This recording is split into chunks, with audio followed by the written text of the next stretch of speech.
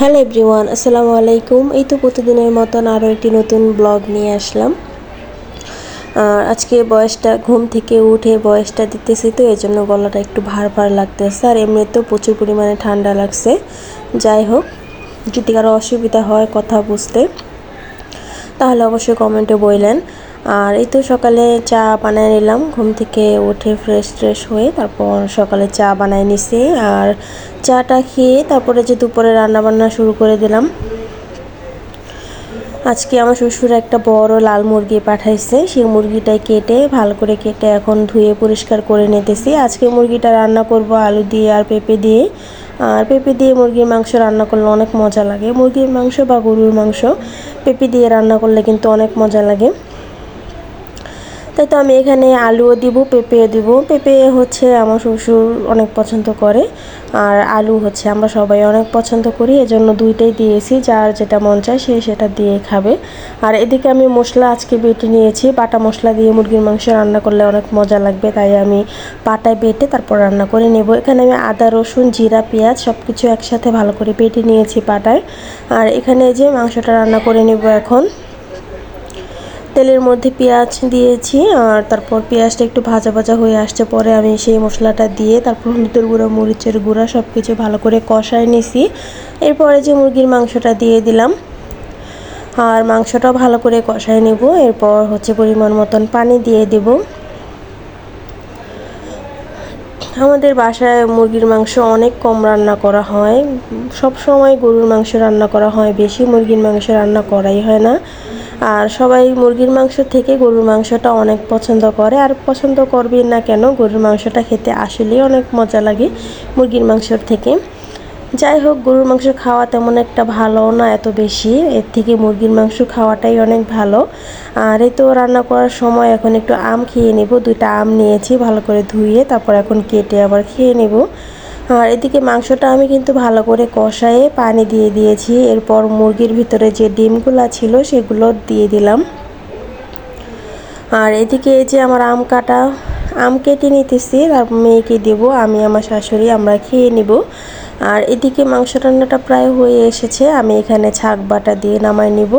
আর যেহেতু বিক্রমপুরে থাকি, বিক্রমপুরের মেয়ে, ছাক বাটা না খেলে তার হয় না। বিক্রমপুরে কিন্তু এই ছাক বাটাটা খায়, কিন্তু এখন অনেক অঞ্চলে এই ছাক বাটাটা খায়, শুধু বিক্রমপুরেই না। যাই হোক, এরপরে যে ছাক বাটা দিয়ে তরকারি তো নামাই নিলাম, তরকারি রান্না করা হয়ে গেছে, ভাত রান্নাও হয়ে গেছে। এরপরে যে ঘর মুছে তারপর গোসল টোসল করে আসব।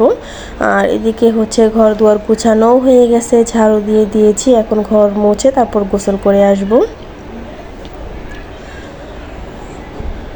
এরপরে যে এখন সবাই মিলে দুপুরের খাবারটা খেয়ে নেব। আর এখানে হচ্ছে আমার শ্বশুরের জন্য ভাত দিয়ে দিতেছি, মারেমের বাবা আসছে, সে খেয়ে তারপর হচ্ছে আমার শ্বশুরের জন্য ভাত নিয়ে যাবে দোকানে। এখানে আমি এই যে মাংস বেছে দিতেছি। আমার শ্বশুর তো তেমন একটা মাংস খায় না, শুধু চামড়াই পছন্দ করে, অনেক চামড়া, এরপর হচ্ছে গিলাম। আর এখানে পেঁপে মানে যা যা পছন্দ করে আমি সেগুলাই দিতেছি। তারপর ডিমও খায় মুরগির, আমি সেগুলাই দিতেছি। আর সাথে করেছিলাম পেঁপে ভাজি।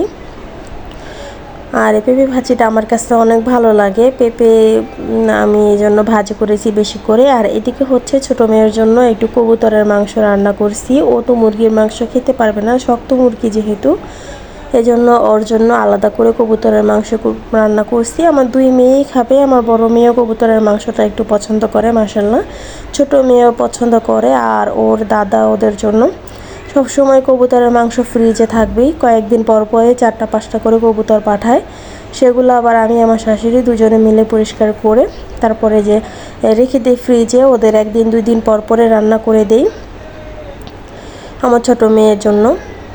এই যে আমার মেয়ে এখানে, ওকে আমি একটু খাইয়ে দিলাম। এরপর হচ্ছে এই যে এগুলা বিস্কিটও বলবো না, ড্যানিশের মতনই, এগুলো মজাই লাগে অনেক খেতে। এরপরে যে এখন একটু খেয়ে নিলাম বিকেলের সময়, আর বাইরে কিন্তু বৃষ্টি পড়তেছে।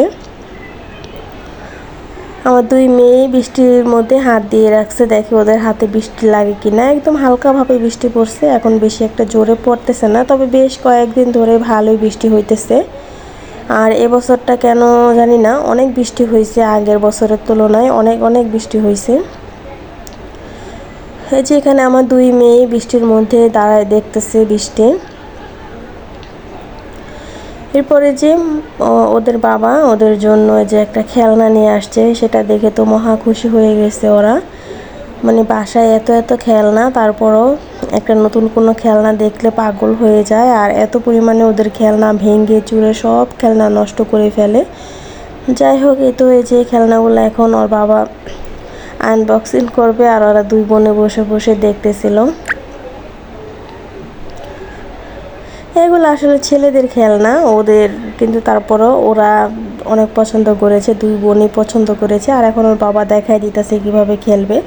আর আমার ছোট মেয়ে ও ধরবে, আর বড় মেয়ে হচ্ছে ও ধরে খেলবে। মানে দুইজন হচ্ছে দুই টাইপের, ওকে দিবে না আর ওকে দিবে না, এজন্য দুজনেই ঝগড়া লেগে যায়। আমার ছোট মেয়ে তো কান্না করতেছে যে ও ধরবে, ওর বড় বোনকে ধরতে দিবে না।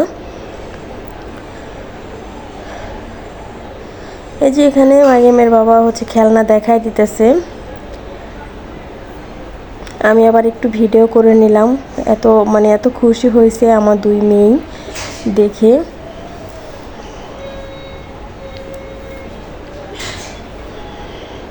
এই তো আজকের ভিডিওটা এ পর্যন্তই। আল্লাহ হাফেজ।